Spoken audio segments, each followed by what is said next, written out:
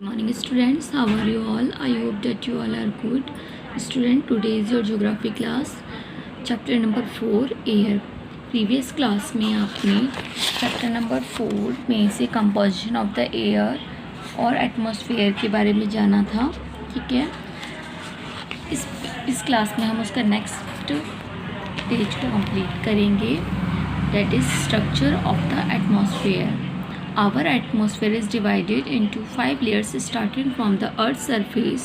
There are troposphere, stratosphere, mesosphere, thermosphere and exosphere. हमारा जो atmosphere है वो 5 लेयर्स में डिवाइडेड है स्टूडेंट्स।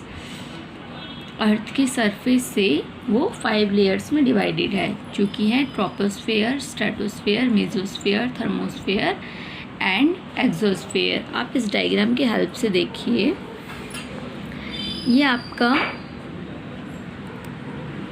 अर्थ का सरफेस है, ठीक है।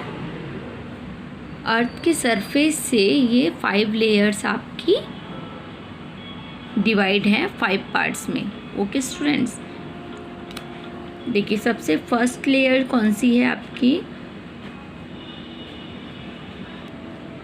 First layer is troposphere. Troposphere के ऊपर है stratosphere, then mesosphere, after that thermosphere, then top of the most layer कौन सी है आपकी?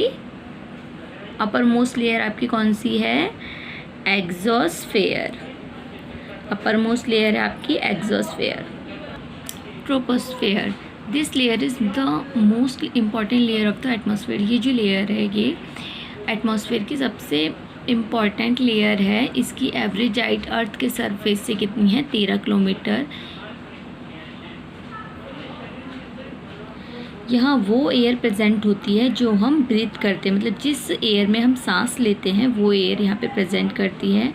और इस लेयर में वेदर फिनोमिना भी लाई करते हैं, जैसे rainfall, fog and hell storm. मतलब इसमें सारी वेदर कंडीशंस स्टूडेंट्स लाई करती है, जैसे रेनफॉल होना, फॉग होना, इसी में सारी वेदर कंडीशन लाई करती हैं। Okay students, next is stratosphere. Above the troposphere lies the stratosphere. Troposphere के ऊपर कौन सी लेयर लाई करती है? Stratosphere. It extends up to a height of 50 kilometre. इसकी जो हाइट है वो अर्थ के सरफेस से कितनी है? 50 किलोमीटर। इस लेयर में प्लेन्स फ्लाई करते हैं, क्योंकि ये जो लेयर है क्लाउड और वेदर की मतलब फेनोमेना से दूर रहती है। ये जो लेयर है इसमें एरोप्लेन्स फ्लाई करते हैं। और इस लेयर में ओजोन गैस पाई जाती है, जो हमें सन के हार्मफुल इफ़ेक्ट से बचाती है और यूवी रेज से बचाती है। Next is mesosphere. This is the third layer of the atmosphere. It lies above the stratosphere. It extends up to the height of 80 kilometers. Meteoroids burn up in this layer on entering from the space. Third layer जो है वो आपकी है mesosphere. ये stratosphere के ऊपर लाई करती है। इसकी हाइट अर्थ के सरफेस से 80 किलोमीटर है। मेटेरॉइड्स जो मेटेरॉइड्स होते हैं स्टूडेंट्स, स्पेस से जो मेटेरॉइड्स आते हैं वो इस लेयर में जब ऊपर से आते हुए इस लेयर तक पहुंचते हैं, वो सारे क्या होते हैं? बर्न हो जाते हैं, मतलब जल जाते हैं और हमारे अर्थ के सरफेस तक नहीं पहुंच पाते। Next is thermosphere. In thermosphere temperature rises very rapidly with increasing height. Ionosphere is a part of this layer. Thermosphere में जो टेम्परेचर है वो इसमें रैपिडली राइज हो जाता है, मतलब बहुत जल्दी से चेंज होता है, मतलब बढ़ जाता है, क्योंकि इसमें जो है आयनोस्फेयर होता है। Ionosphere means electric charge particle होते हैं जो इसका टेम्परेचर बढ़ा देते हैं। यह अर्थ के सरफेस से एक्सटेंड करता है 80 to 400 किलोमीटर।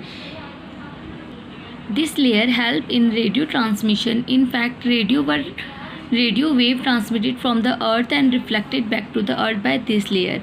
इस लेयर में रेडियो ट्रांसमिशन होता है। इनफैक्ट जो रेडियो वेव्स होती हैं जो अर्थ से आती हैं और फिर वो रिफ्लेक्ट होके दोबारा अर्थ पर चली जाती है इसी लेयर की हेल्प से। डैट मीन्स जो तरंगे होती हैं, जो वेव्स होती हैं, वो अर्थ से ट्रांसमिटेड होकर reflected back to the earth, सिर्फ इसी लेयर की वजह से वो रिफ्लेक्ट करती है। Okay students, next exosphere. The uppermost layer of the atmosphere is known as exosphere. जो सबसे अपरमोस्ट लेयर है वो एटमॉस्फेयर की, वो कौन सी है? एग्जॉस्फेयर। ये जो लेयर है काफ़ी थिन होती है, इसमें लाइट गैसेस लाई करती है स्टूडेंट, जैसे कि हीलियम, हाइड्रोजन, ये जो गैसेस होती हैं स्पेस में फ्लोट करती रहती हैं। Is weather and climate. जो स्टूडेंट्स में इसमें इंपॉर्टेंट पॉइंट्स जो हैं वो आपको डिस्क्राइब कर रही हूँ, ठीक है। Weather can change dramatically from day to day, however the average weather condition of a place for a longer period of time represent the climate of a place. Weather can change dramatically from day to day. The average weather condition of a place for a longer period of time represent the climate of a place. Weather and climate. Weather and climate क्या होता है students? Weather जो होता है वो आपका day to day change होता रहता है, मतलब हर दिन अलग वेदर होता है, ठीक है। और जो क्लाइमेट होता है वो लॉन्गर पीरियड के लिए होता है, उसे हम क्या कहते हैं? क्लाइमेट कहते हैं, ठीक है। जो काफ़ी टाइम के लिए रहता है हम उसे क्या कहते हैं? Climate. The temperature you, next is temperature. The temperature you feel every day is the temperature of the atmosphere. जो टेम्परेचर आप डे टू डे फील करते हैं, डेली फील करते हैं, वो जो टेम्परेचर होता है वो एटमॉस्फेयर का टेम्परेचर होता है स्टूडेंट्स, ठीक है। The degree of hotness and coldness of the air is known as the temperature. जो एयर में कोल्डनेस और हॉटनेस की जो डिग्री होती है वो उसे क्या कहते हैं हम? टेम्परेचर। मीन्स कि एयर के अंदर जो हॉटनेस और कोल्डनेस होती है उसे हम टेम्परेचर कहते हैं। The temperature of the atmosphere changes not only between day and night but also from season to seasons. Summers are hotter than winters. जो टेम्परेचर होता है ऐसा नहीं है सिर्फ वो डे से लेकिन नाइट पे ही चेंज होता है, कि मतलब सुबह गर्म है और रात को ठंडा है, सिर्फ डे टू डे ही, डे और नाइट में ही चेंज नहीं होता है, बल्कि सीज़न टू सीज़न भी चेंज होता है। जैसे कि जो समर्स होते हैं, समर्स जो सीज़न होता है वो आपका विंटर से काफ़ी हॉट होता है। An important factor that influences the distribution of temperature is insolation. Insolation is the incoming solar energy intercepted by the earth. ये जो टेम्परेचर है वो किससे इन्फ्लुएंस होता है? इंसोलेशन से। इंसोलेशन क्या होता है कि इनकमिंग सोलर एनर्जी होती है, वो सोलर एनर्जी जो अर्थ अपने अंदर इंटरसेप्ट कर लेता है, अपने अंदर एब्जॉर्ब कर लेता है, उसे कहते हैं इंसोलेशन। जो अमाउंट होता है इंसोलेशन का वो इक्वेटर पर तो हाई होता है, बट जैसे ही आप पोल्स की तरफ जाएंगे, पोल्स की तरफ ही इंसोलेशन का अमाउंट डिक्रीज़ हो जाता है। यही वो रीज़न है जिससे पोल्स जो हैं वो इतने फ्रोज़न होते हैं, मतलब इतने ठंडे होते हैं, इतने जमे हुए होते हैं। नेक्स्ट ये टेबल आपको दे रखी है स्टूडेंट्स, इस पिक्चर में आपको दे रखा है थर्मामीटर। थर्मामीटर का क्या यूज़ होता है? थर्मामीटर की मदद से आप टेम्परेचर मेज़र कर सकते हैं। Next is barometer. बैरोमीटर की हेल्प से आप क्या कर सकते हैं? जो एटमॉस्फेरिक प्रेशर है वो आप मेज़र कर सकते हैं, मतलब एटमॉस्फेयर में जो प्रेशर है उसको मेज़र कर सकते हैं। नेक्स्ट है rain cause, measures the amount of rainfall. ये क्या करता है? जो रेनफॉल का अमाउंट है उसको मेज़र करता है। Next is wind vane, shows the direction of the wind. ये विंड की डायरेक्शन को शोज़ मतलब बताता है हमें, जैसे कि north, east, west, south east, इस तरीके से हमारा डायरेक्शन बताता है विंड की। Next is air pressure. जो एयर है हमारे ऊपर वो अपने प्रेशर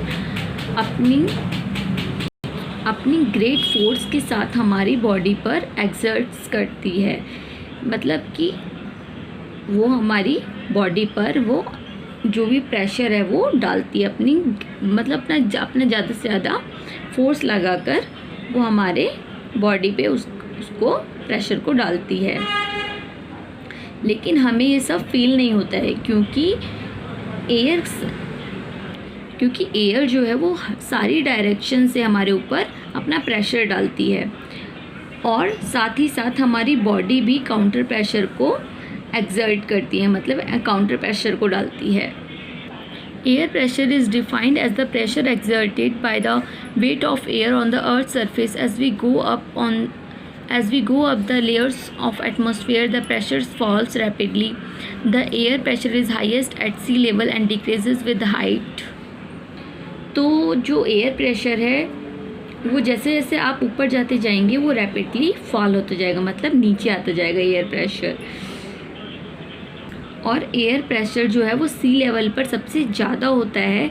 जैसे जैसे आप हाइट में आप ऊपर जाते जाएंगे ये एयर प्रेशर जो है हाइट के साथ डिक्रीज़ हो जाएगा, क्योंकि सी लेवल पे एयर प्रेशर काफ़ी हाई हो जाता है। जैसे जैसे सेम वही जैसे जैसे आप ऊपर जाते जाएंगे एयर प्रेशर डिक्रीज़ हो जाएगा। स्टूडेंट्स ये जो चीज़ है हमने आपका इसमें भी समझा था।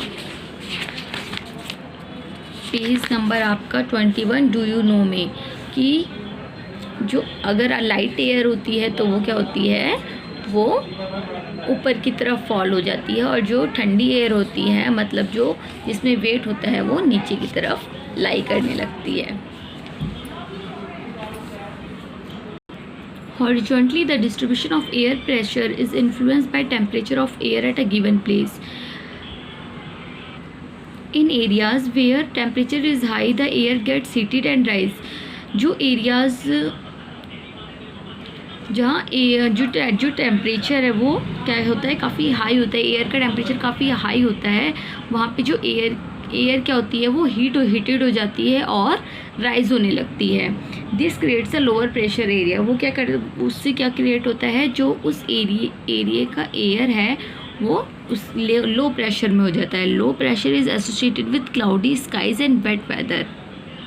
और लो प्रेशर में क्या होता है, वो जो एरिया है वो क्लाउडी, वहाँ पे क्लाउडी स्काइज होते हैं और फिर वेट वेदर होता है। अब इसको हम अच्छे से समझेंगे। जैसे कि कुछ एरियाज़ में जो टेम्परेचर हाई होता है,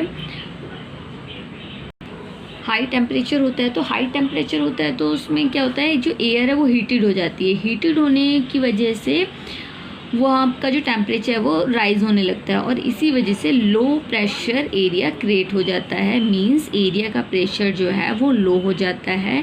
लो प्रेशर हो गया तो वहाँ क्लाउडी स्काइज होते हैं और वेट वेदर होता है। In areas having lower temperature the air is cold, it is therefore heavy air sinks and creates a high pressure area. High pressure is located with clear and sunny sky. The air always move from high pressure areas to low pressure areas. और जिस area में lower temperature होता है उस area में air cold हो जाती है, डेंसिटी हाई हो जाती है, इसी वजह से वो हैवी होती है और वो एयर नीचे आती है, और जो गैप्स एरिया है उसमें फिल हो जाती है। इसी वजह से हाई प्रेशर एरिया होता है, जिस एरिया में वो क्लियर और सनी स्काइज होती है। जिस एरिया में हायर प्रेशर होता है वहाँ एरिया है वो जो क्लियर होगा और वहाँ पे सनी स्काइज रहेंगे।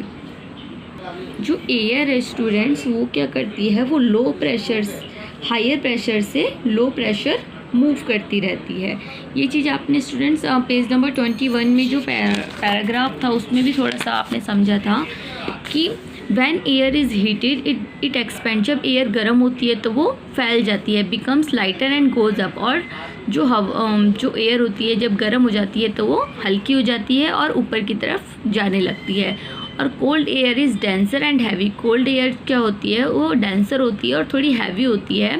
Date is why tends to sink down. वो क्या होती है, नीचे जाती है। व्हेन हॉट एयर राइजेज, जैसे ही हॉट एयर अपनी जगह से ऊपर की तरफ जाती है, cold air from surrounding area rushes there to fill the gap. जो एरिया हॉट एयर ने कवर कर रखा था और जब वो उड़ जाती है तो वो एरिया खाली हो जाता है, तो कोल्ड एयर जो होती है वो उसकी जो गैप होता है उसको फिल कर देती है।